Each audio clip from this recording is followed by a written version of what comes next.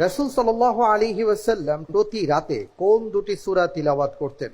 এ সূরা নাহল ও সূরা ইসরা, B সূরা বনী ইসরাইল ও সূরা জুমার, C সূরা কাহফ ও সূরা কফ, D সূরা আম্বিয়া এবং সূরা নূর।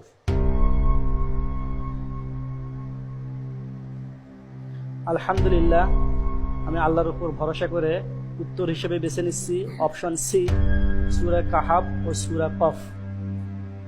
অপশন সি জি সূরা কাহফ এবং সূরা কফ জি লক করে দিব। জি ইনশাআল্লাহ। বুঝে শুনে বলছেন? হ্যাঁ, ঠিক আছে, আপনি যেহেতু বলছেন তাহলে ফ্রিজ করে দিচ্ছি। ফ্রিজ করে দিব, জি ইনশাআল্লাহ।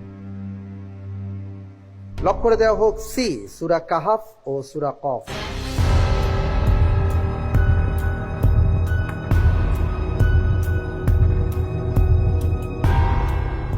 সূরা কাহফ রাসূল সাল্লাল্লাহু আলাইহি ওয়াসাল্লাম জুমার দিন তিলাওয়াত করতেন, সূরা কফ তিলাওয়াত করতেন, এটা আমি জানতাম।